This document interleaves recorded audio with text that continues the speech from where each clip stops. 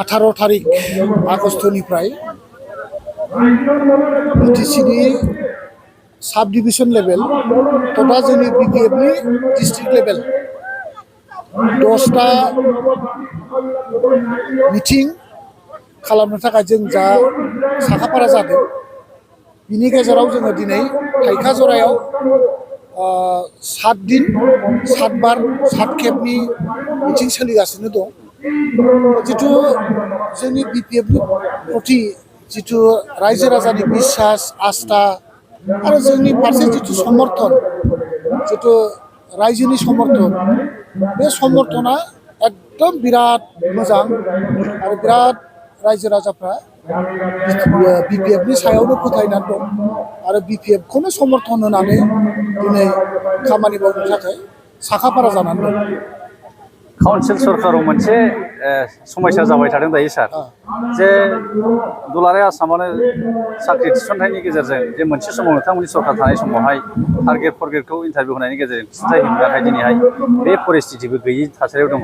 बिनि सायाव नोंथाङा सासे बेरेखा दोलोनि सासे नेता हिसाबै मा बुंनो सानो? बेखौथ' जों आगोलनिफ्रायनो बुंबाय थादों आरो बिथांमोननो जोङो आगोलावबो अबगत खालामदों जे भेकेन्ट जानानै थानाय जिथु 3rd ग्रेड आरो 4th ग्रेड बे 4th ग्रेड आरो 3rd ग्रेडनि जिथुनाखि सेंसन फाइनेन्सियेल सेंसन एसआइअनि जिथु क्षमता बे जोंनि प्रिन्सिपाल सेक्रेटारिनि आखायावनो दङ। दा गतिके भेकेन्ट जानानै थानाय एक्जिस्टिं जिथु 3rd grade 4th grade vacancy बे भेकेन्सिखौ थाबैनो सुफुंनांगौ होननानै जों दाबि खालामबोबाय थादों। खिन्थु बिथांमोना खुनु केयारखौनो खालामाखिसै आरो दिनैहाय बे बिथांमोना 3rd ग्रेड 4th ग्रेडनि साख्रि जे आरो थिसनबावनो हागोन जों बेखौ आरो भबिष्यत नुहुराखै। बिथांमोना दाफुंजों जे सिआरबि नोंसिनि दिनाव दंमोन सिएसबिखौ दाना सिआरबि खालामबाय बेवहाय प्रिन्सिपाल सेक्रेटारियासो चेयारमेन बाखि एलाइड डिपार्टमेन्टनि सिएसडिफ्रा मेम्बार बिदिनो आरो बेयाव बे बेसेबां हकियो दा बेथ' बर्ड जानो हाया।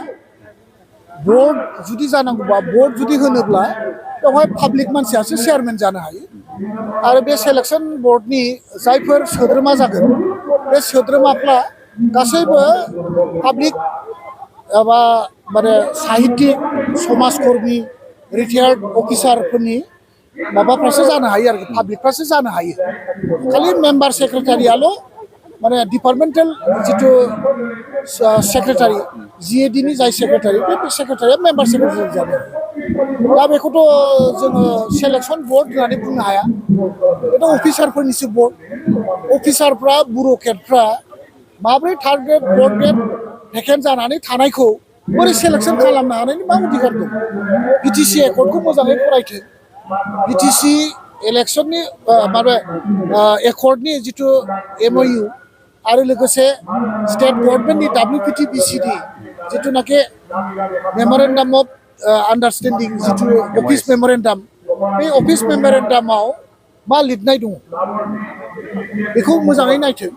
खुनु अफिसारफोरनि सेलेक्सन बर्ड जानो हाया आरोखि बे एकदम फेखुबावना बे जोंखौ थगायनायनि बादै जेबो नङा जास्ट फेखुबावना आरोखि।